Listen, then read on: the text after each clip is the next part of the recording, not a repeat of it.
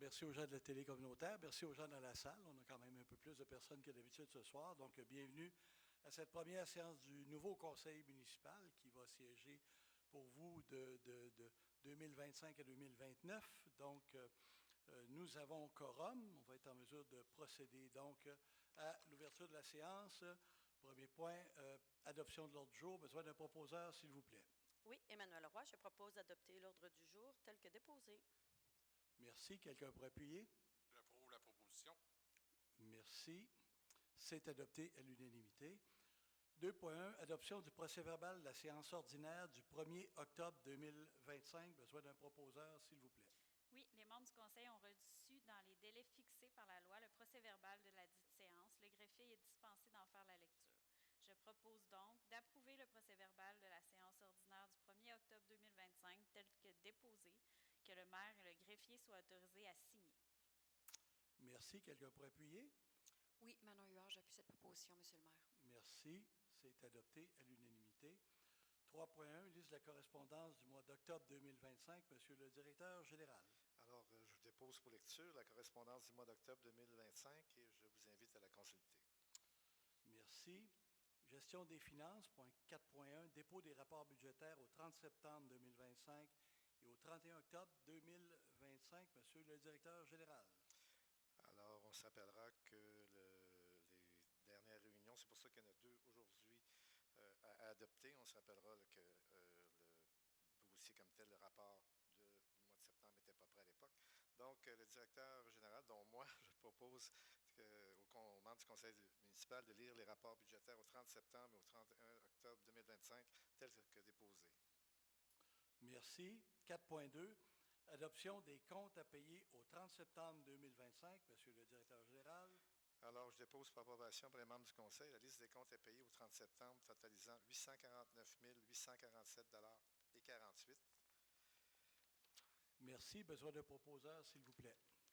Oui, Emmanuel Roy, je propose d'adopter la liste des comptes à payer au 30 septembre 2025, totalisant une somme de 849 847,48 $, laquelle est annexée à la présente résolution pour en faire partie intégrante et valoir comme si elle était ici tout au long reproduite. Merci. Quelqu'un pour appuyer? Oui, j'appuie la proposition. Merci. Quelqu'un demande le vote? C'est adopté à l'unanimité. Adoption des comptes à payer au 31 octobre 2025. Monsieur le directeur général. Oui, comme j'expliquais tantôt, donc nous avons 2 mois de comptes à payer à adopter. Donc, je vous dépose pour approbation la liste des comptes à payer au 31 octobre 2025 qui totalise 1 958 511,40 $. Merci. Besoin d'un proposeur, s'il vous plaît. Oui, Emmanuel Roy, je propose d'adopter la liste des comptes à payer au 31 octobre 2025, totalisant une somme de 1 958 511,40 $, laquelle est annexée à la présente résolution pour en faire partie intégrante et valoir comme si elle était ici tout au long reproduite. Merci. Quelqu'un pour appuyer? J'appuie la proposition, Monsieur le maire. Merci. Quelqu'un demande le vote? C'est adopté à l'unanimité. Donc, peut-être juste de rappeler qu'on est à vous l'avez vu, le 2 mois de suite, il y a presque 1 million d'écart, mais il y a un chèque là-dedans de 1 289 218 $ pour les travaux sur la rue Boilard. Alors, si on enlève ça, donc on sera environ à 600 000, 700 000 de dépenses, qui est à peu près notre lot mensuel. Et on est, juste pour vous dire, financièrement, on est à 83 % de l'année, on est à 83 % du budget. On est vraiment target par rapport à nos prévisions.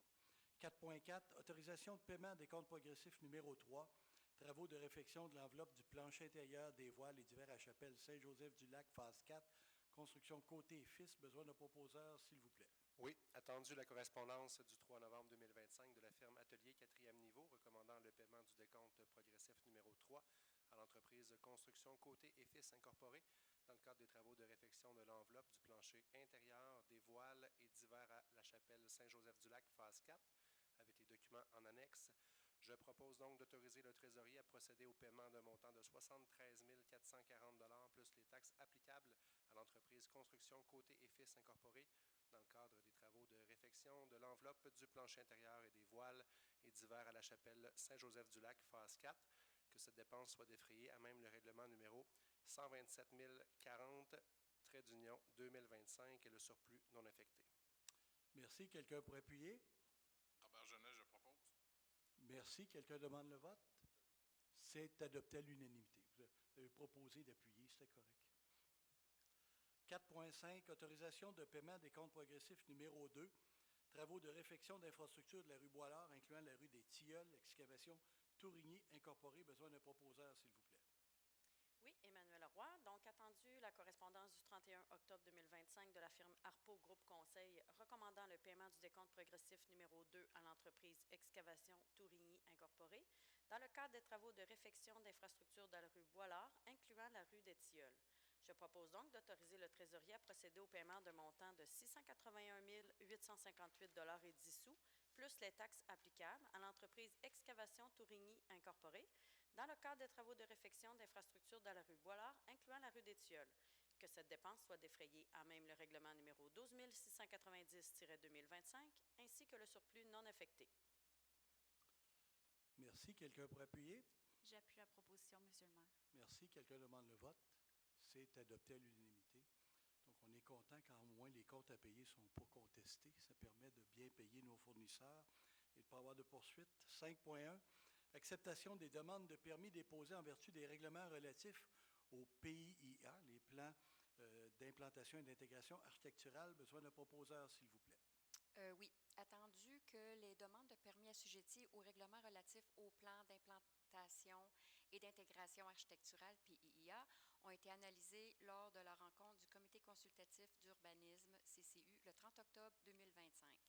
Attendu le tableau synthèse déposé en date du même jour et annexé au présent procès-verbal, je propose que le Conseil municipal fasse sienne les recommandations et conditions du CCU apparaissant au tableau en vertu des règlements relatifs au PIA. Que l'inspectrice en bâtiment et en environnement soit autorisée à émettre les permis conformément à la réglementation d'urbanisme. Que cette acceptation ne porte que sur les demandes assujetties au PIA et n'autorise en aucun temps toute dérogation à la réglementation d'urbanisme. Merci. Quelqu'un pour appuyer? J'appuie la proposition, Monsieur le maire. Merci. Quelqu'un demande le vote? C'est adopté à l'unanimité. 5.2, en suivi de 5.1, demande de dérogation mineure concernant l'immeuble CO 4, rue de la Montagne, est désigné sous le nom, le numéro de lot 4 743 297. Besoin d'un proposeur, s'il vous plaît. Oui, attendu que la demande de dérogation mineure a été déposée sur l'immeuble connu comme étant le numéro de lot 4 743 297, situé au 4 rue de la Montagne, laquelle vise à autoriser la construction d'un garage isolé à 13 mètres de la ligne de l'eau avant, alors que les garages isolés sont autorisés en cours avant à plus de 20 mètres de la ligne de l'eau avant. Attendu que la disposition réglementaire visant l'objet de la présente demande est l'article 9.2 du règlement de zonage 12060-2021 et ses amendements. Attendu que le comité consultatif d'urbanisme a analysé la présente demande de dérogation le 30 octobre 2025 et recommande au Conseil d'accepter la dérogation mineure sur le lot 4 743 297. Bon, et là, on prend une petite pause et on va voir s'il y a des gens dans la salle qui veulent être entendus particulièrement à cette dérogation-là, qui auraient des objections. Il n'y en a pas, donc on peut poursuivre. Attendu que le Conseil municipal a entendu les personnes intéressées, attendu que les avis ont été publiés conformément à la loi, je propose donc que le Conseil municipal accepte la demande de dérogation mineure déposée sur l'immeuble connu comme étant le numéro de lot 4 743 297, situé au 4 rue de la Montagne. Merci. Quelqu'un pour appuyer? Manon Huard, j'appuie cette proposition, Monsieur le maire. Merci. Quelqu'un demande le vote? C'est adopté à l'unanimité. Donc, ça règle un dossier qui était un petit peu long, et je pense que les gens vont être très satisfaits. Ça permet aussi de conserver c'est un site qui est particulier parce que c'est une maison patrimoniale qui est un peu aménagée dans un secteur où ça s'est développé par la suite de façon un peu plus incohérente, et ça permet de sauver les arbres matures, ça permet de garder l'intégration telle que c'était initialement. Alors, et les gens ont pris soin beaucoup de cette maison patrimoniale-là. Alors, bonne chance et bon succès pour la suite. 5.3, allocation de départ, M. Michael Toppert, Marcel Gaumont et Mme Roxane Boutet. Besoin de proposeur, s'il vous plaît.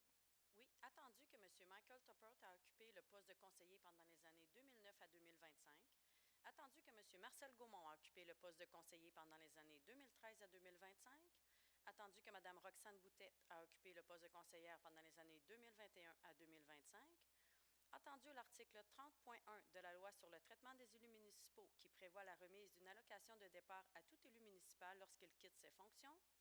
Attendu le calcul des allocations de départ préparé par la directrice du service des finances, Mme Peggy Bilodeau, je propose donc de verser à M. Michael Tuppert, Marcel Gaumont et Mme Roxane Boutet les montants suivants à titre d'allocation de départ. Pour M. Michael Tuppert, 6 560,71 $. M. Marcel Gaumont, 5 360,12 $. Mme Roxane Boutet, 1 640,18 $. Et que cette dépense soit défrayée à même le surplus non affecté. Merci. Quelqu'un pour appuyer? J'appuie la proposition, Monsieur le maire. Merci. Je vais demander le vote, mais vous savez que si vous opposez à ça, ce n'est pas opposable parce que c'est dans la loi. Mais quand même, si quelqu'un demande le vote, bon, c'est adopté à l'unanimité. Merci. Donc, et peut-être pour expliquer la différence de montant, M. Tuppert a été conseiller municipal pendant 16 ans, donc c'est un calcul avec le nombre de mandats et le nombre d'années au conseil. M. Gaumont a été ici pendant 12 longues années, donc merci M. Gaumont. Et Mme Boutet a été ici pendant 4 ans, donc c'est pour ça que le montant est un peu plus petit. 5.4, renouvellement du contrat d'assurance générale pour l'année 2026. Fédération québécoise des municipalités, FQM Assurance Incorporée. Besoin de proposeurs, s'il vous plaît. Oui, attendu le renouvellement d'assurance générale reçu du Fonds d'assurance des municipalités du Québec en date du 1er octobre 2025. Attendu le statut particulier du Fonds d'assurance des municipalités du Québec qui exempte les municipalités de procéder à des appels d'offres pour lui octroyer un contrat d'assurance. Attendu que FQM Assurance Inc. agit à titre de mandataire du Fonds d'assurance des municipalités du Québec. Je propose donc d'autoriser le trésorier à payer un montant de 157 435 $ plus les taxes applicables sur le renouvellement du contrat d'assurance générale à FQM Assurance Inc. pour la période du 31 décembre 2025 au 31 décembre 2026, que cette dépense soit défrayée à même le budget de fonctionnement 2026. Merci. Quelqu'un pour appuyer? Oui, Emmanuel Roy, j'appuie cette proposition. Merci. Quelqu'un demande le vote? C'est adopté à l'unanimité. Donc, c'est une augmentation qui est à peu près 20 000 $. C'est une mutuelle d'assurance. Donc, on a aussi des retours lorsque on ne dépasse pas ou la mutuelle atteint ses cibles. Et ça a été une belle façon pour l'ensemble des municipalités de se mettre ensemble et de contrôler leurs coûts d'assurance qui sont de plus en plus élevés. On l'a vu dernièrement dans les statistiques d'inflation. Les assurances cette année augmentent de 12 à 14 %. Donc, on est content d'être à l'intérieur de cette enveloppe-là. Adoption du budget 2026 de la Régie régionale de gestion des matières résiduelles de Portneuf. Besoin de proposeurs, s'il vous plaît. Oui, attendu que la Régie régionale de gestion des matières résiduelles de Portneuf a adopté le 18 septembre 2025 ses prévisions budgétaires pour l'exercice financier 2026. Document en annexe. Attendu que les municipalités membres de la Régie doivent approuver le budget 2026 par une résolution de leur conseil municipal. Attendu que cette procédure réfère à l'article 468.34 de la loi sur les cités et villes. Je propose que le conseil municipal de la ville de Fossambeau-sur-le-Lac adopte le budget 2026 de la Régie régionale de gestion des matières résiduelles de Portneuf, représentant des revenus et des dépenses équilibrés pour 21 452 818 $. Que le conseil municipal de la ville de Fossambeau-sur-le-Lac adopte la quote-part GMR 2026 présentée dans le tableau rapport final de tonnage pour le calcul des quotes-parts 2026 établi à 213,89 $ par tonne métrique et qui représente une augmentation de 2,95 %, considérant que cette augmentation varie d'une municipalité à une autre. Que le conseil municipal de la ville de Fossambeau-sur-le-Lac adopte la quote-part BFS 2026, présentée dans le tableau quote-part 2026, bout de fosse septique, sachant que ces quotes-parts sont établis par secteur, révisés et facturés au réel à la fin de chaque année financière, représentant 219,09 $ pour le secteur AB, 192,99 $ pour le secteur C et 163,20 $ pour le secteur D. Que le conseil municipal de la ville de Fossambeau-sur-le-Lac approuve également le programme triennal des immobilisations 2026 à 2028 de 14 222 000 et 593 adopté par la Régie régionale de gestion des matières résiduelles de Portneuf le 18 septembre 2025. Que cette dépense soit défrayée à même le budget de fonctionnement 2026. Merci. Quelqu'un pour appuyer? Merci, M. Genet. J'approuve la proposition. Merci. Donc, quelqu'un demande le vote. C'est adopté à l'unanimité. Donc, merci à M. Gaumont qui était sur la régie régionale les 8 dernières années, si ma mémoire est bonne. Ça représente donc une quote-part qui va nous coûter à peu près 283 000 pour l'ensemble des résidents. Ça nous revient, c'est 1323 tonnes qu'on enfouit chaque année. La seule façon de baisser la facture, il faut qu'on diminue notre enfouissement. On est en moyenne à 500 kilos par personne à Fossambeau. C'est quand même un peu en bas de la moyenne nationale, mais encore moyen de faire mieux. Il faut travailler davantage le recyclage, davantage le compost. Ça va être la seule façon de diminuer cette facture-là, qui est quand même relativement bien contrôlée, il faut l'avouer. Donc, nomination d'une mairesse suppléante, je vais donc le faire moi-même, attendu la formation du nouveau conseil municipal, attendu qu'il y a lieu de nommer une mairesse suppléante, attendu la volonté du maire de diviser le mandat de maire suppléant par période de 9 mois, il est proposé, donc je vous propose de nommer Mme Manon Huard, conseillère au district numéro 2, à titre de mairesse suppléante pour la période du 18 novembre au 31 août 2026, en remplacement de M. Marcel Gaumont. Besoin d'un secondeur, s'il vous plaît. Oui, Monsieur le maire François Bégin, j'appuie la proposition. Merci. Quelqu'un demande le vote? Alors, félicitations, Mme Huard, pour votre nomination et merci à M. Gaumont pour votre dernier terme. 5.7, autorisation de signature pour les effets bancaires mairesse suppléante. Donc, attendu que les chèques et effets négociables de la municipalité sont signés par le maire ou la mairesse suppléante et le directeur général et trésorier de la ville ou la directrice du service des finances et trésorière adjointe, tel que prévu l'article 100.1 de la loi sur les cités et villes. Attendu la nomination de Mme Manon Huard à titre de mairesse suppléante pour la période du 18 novembre 2025 au 31 août 2026, selon la résolution 161-11-2025 adoptée le 18 novembre 2025. Je propose donc d'autoriser Mme Manon Huard, conseillère au district 2, à signer les chèques et effets négociables émis par la ville de Fossambeau-sur-le-Lac pour la période du 18 novembre 2025 au 31 août 2026, et ce, à titre de mairesse suppléante. Besoin d'un appuyeur, s'il vous plaît. Oui, Monsieur le maire François Bégin, j'appuie la proposition. Merci. Personne ne demande le vote, donc c'est adopté à l'unanimité. 5.8, nomination d'une représentante et d'un substitut à la Régie régionale de gestion des matières résiduelles de Portneuf. Besoin d'un proposeur, s'il vous plaît.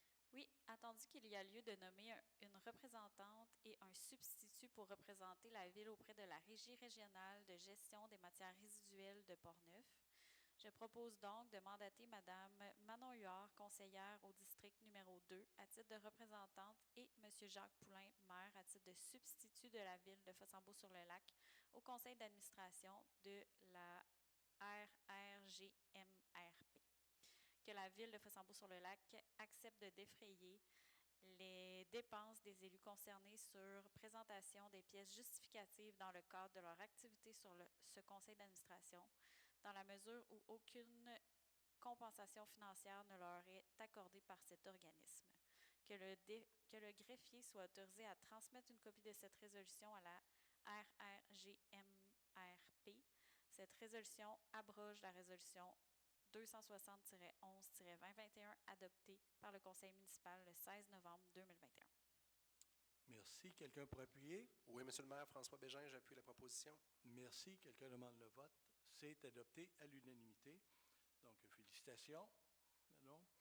5.9, abandon du projet de coopérative d'alimentation à Fossambeau-sur-le-Lac, annulation d'un emprunt effectué au Réseau social d'investissement du Québec, RISC. Besoin d'un proposeur, s'il vous plaît.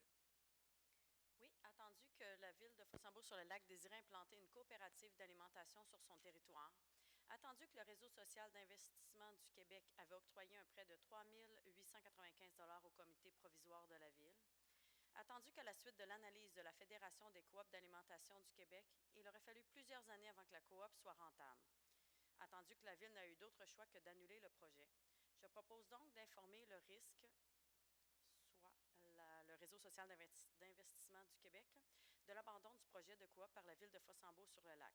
de prendre entente avec le risque concernant le montant emprunté de 3 895 et que le directeur général soit autorisé à signer tout document à cet effet.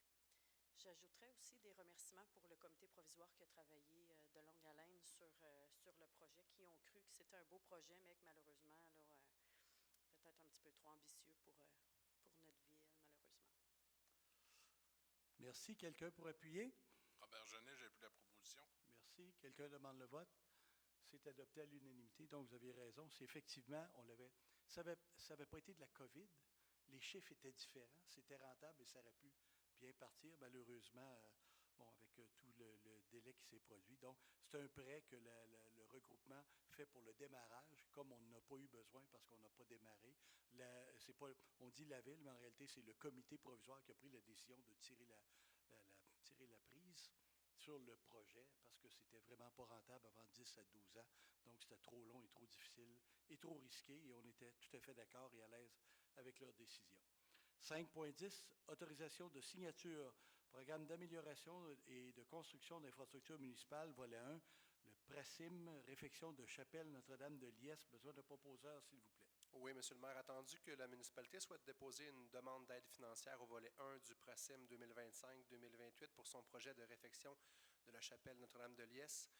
Je propose que le conseil municipal autorise le dépôt de la demande d'aide financière, que la municipalité a pris connaissance du guide du PRACIM 2025-2028 et s'engage à respecter toutes les modalités qui s'appliquent à elle. Que la municipalité s'engage, si elle obtient une aide financière pour le projet, à payer sa part des coûts admissibles à celui-ci, ainsi que les coûts d'entretien régulier, de maintien et de fonctionnement du bâtiment subventionné pour atteindre ou même prolonger sa durée de vie. Que la municipalité confirme, si elle obtient une aide financière pour le projet, qu'elle assumera tous les coûts non admissibles au PRACIM 2025-2028 associés à son projet, y compris tout dépassement de coûts, et finalement que le directeur général soit autorisé à signer tout document à cet effet. Merci. Besoin d'un appuyeur, s'il vous plaît? Oui, Manon Huard, j'appuie cette proposition. Merci. Quelqu'un demande le vote? C'est adopté à l'unanimité. Donc, d'abord, le PRACIM, c'est le programme d'amélioration et de construction des immeubles municipaux. C'est un programme du ministère des Affaires municipales qui subventionne entre 50 et 65 des projets. On vise toujours autour de 60 selon les critères. Ce qu'on sait, c'est qu'on sait que la toiture va être à refaire et on va essayer d'avoir le maximum de subventions. On fait une demande pour la totale, même si on n'a pas de projet, rien, mais la réponse va nous venir dans 1 an pour des travaux dans 2 ans. Donc, tel que promis, on va avoir le temps de consulter les citoyens, de savoir ce qu'on fait avec, quelles sont nos options, mais au moins, on aura enclenché le processus pour empêcher la dégradation de ce bien collectif. Donc, ça ne nous engage à rien pour le moment. D'ailleurs, on a déjà reçu une subvention pour construire une bibliothèque une bibliothèque qui était évaluée à 2,4 millions, une subvention de 600 000 $, mais on l'avait refusée parce que ça ne valait pas le coût. Donc, on est toujours dans ce mode-là. 5.11, établissement du calendrier des séances régulières du Conseil pour l'année 2026. Besoin de proposeur, s'il vous plaît. Attendu que selon l'article 319 de la loi sur les cités et les villes, la municipalité a l'obligation d'établir le calendrier des séances régulières du Conseil municipal au début de chaque année civile. De procéder à l'adoption du calendrier 2026 des séances régulières du Conseil municipal comme suit. 13 janvier, 10 février, 10 mars, 14 avril, 12 mai, 9 juin, 14 juillet, 11 août, 8 septembre, 13 octobre, 10 novembre, 8 décembre. Que le Conseil régulier pour l'année 2026 se tienne à compter de 19 h au Centre communautaire Desjardins. Merci, M. Genet. Quelqu'un pour appuyer? J'appuie la proposition, M. le maire. Merci. Quelqu'un demande le vote. C'est adopté à l'unanimité. Demande de désignation à titre de célébrant pour un mariage civil ou une union civile. Besoin de proposeur, s'il vous plaît. Oui, attendu que les articles 366 et 521.3 du Code civil du Québec permettent aux maires, aux membres des conseils municipaux ou des conseils d'arrondissement et aux fonctionnaires municipaux de demander au directeur de l'État civil d'être désigné comme étant compétent pour célébrer des mariages ou des unions civiles. Attendu que la Ville de Fossambeau-sur-le-Lac a reçu des demandes pour la célébration d'un mariage ou d'union civile sur son territoire. Attendu qu'il est dans l'intérêt de la Ville que des membres du conseil municipal soient désignés comme célébrants compétents sur son territoire. Je propose donc de demander au directeur de l'État civil de désigner Mme Myriam Deroy, conseillère au district numéro 4, M. François Bégin, conseiller du district numéro 1, et M. Robert Genet, conseiller au district numéro 6, comme célébrants compétents pour célébrer des mariages ou des unions civiles sur son territoire. De transmettre une copie de la présente résolution au directeur de l'État civil. Merci. Quelqu'un pour appuyer? Robert Genet, j'ai vu la proposition. Merci. Quelqu'un demande le vote? C'est adopté à l'unanimité. Donc, bienvenue dans le club. Vous allez rejoindre Mme Roy, Mme Deroy et moi-même qui était déjà autorisé. Et non, voilà, c'est bon. Donc, ça complète les principaux points à l'ordre du jour. Partie informative, donc la prochaine édition de l'entre guillemets va paraître le 1er décembre prochain. Nous avons l'adoption du budget 2026 qui va se faire lors d'une séance extraordinaire qui se tiendra le 16 décembre prochain. L'adoption du règlement de taxation, on est obligé de le tenir 2 jours suivants, donc il y a un délai de 48 heures. Le règlement de taxation sera adopté lors de la séance extraordinaire qui se tiendra le 18 décembre prochain à 16h30, celle-là au lieu de 19h, si ma mémoire est bonne. Naturellement, c'est le Movember, donc vous aurez remarqué que je porte mon look du mois de novembre comme à chaque année, le petit papillon. Je vous invite à le faire. Le cancer de la prostate est un cancer qui est assez relativement bien contrôlé, mais qui peut être très agressif. Il doit être dépisté à temps. Donc, j'invite naturellement tous ceux qui ont une prostate de les faire examiner.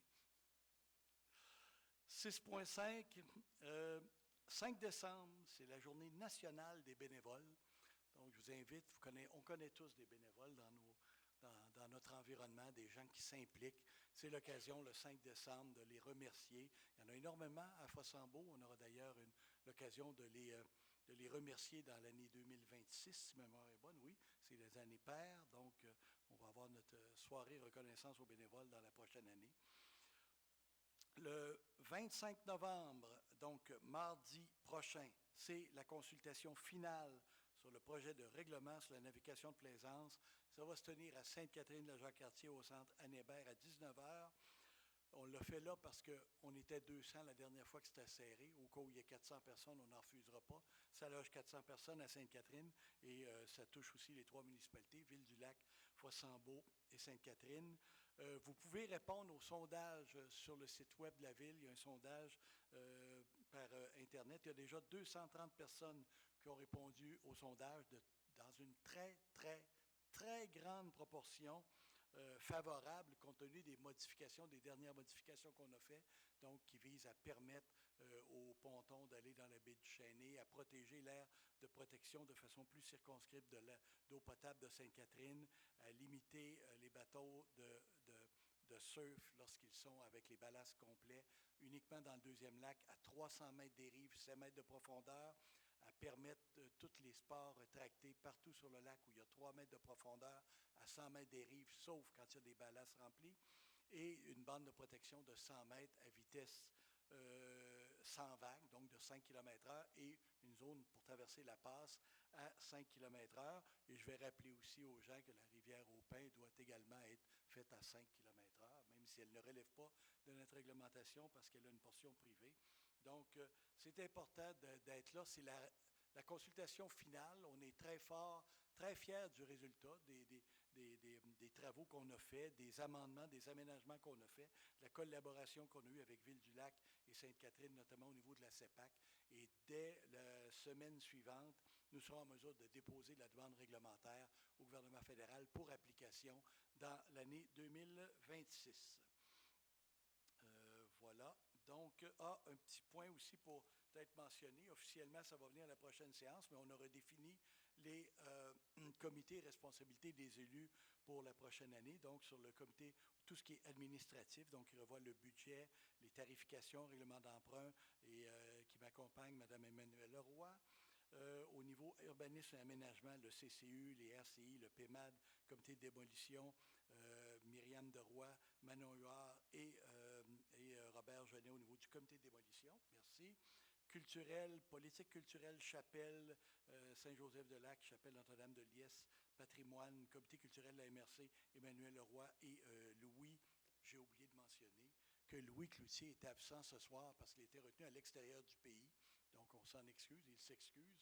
Par contre, il a assisté à toutes nos rencontres préparatoires et même à la rencontre d'avant le Conseil. Donc, il est au courant de tous les dossiers. Il a pu intervenir aussi pour ces dossiers dans notre rencontre de travail juste avant la séance. Au niveau des loisirs, donc, table de concertation, organisation de services politiques d'espace vert et vie communautaire, c'est justement Louis Cloutier et secondé par François Bégin. D'ailleurs, politique familiale ou famille politique, aide financière, volet aîné, nouveaux arrivants, Myriam de Roy et comme substitut Emmanuel Roy. Communication, journal et médias, François Bégin et Louis Cloutier comme substitut.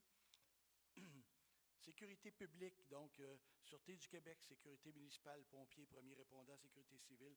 Je garde le dossier très près de moi avec François comme substitut. Gestion des plages municipales et autres infrastructures de loisirs, sauveteurs, stationnement, rampes de mise à l'eau, quais et marina. Manon Huard, appuyé de Robert Genet comme substitut. Matières résiduelles, régie régionale des matières de Port-Neuf, donc Manon Huard et moi comme substitut. Tout ce qui est durabilité, développement durable, donc comité environnement, l'appel, comité de bassin versant de la CBJC, milieu humide, lac du Grairon, transport collectif et mobilité, Louis Cloutier et je vais l'appuyer. Comité de pilotage du plan stratégique, animation des comités des leaders, coordination des mandats de consultation. Les comités des leaders relèvent de plusieurs conseillers, là, différents comités, et la coordination va être faite par Louis Cloutier et moi. Ressources humaines, conditions de travail, évaluation, c'est le maire avec comme substitut Emmanuel Roy et les maires suppléants vont être adoptés à chacune des séances. On est rendu à la période de questions. Si vous avez des questions dans la salle, vous pouvez vous présenter. Ça va. Donc, pas de questions. Nous serions rendus à la clôture. Donc, proposition pour la clôture.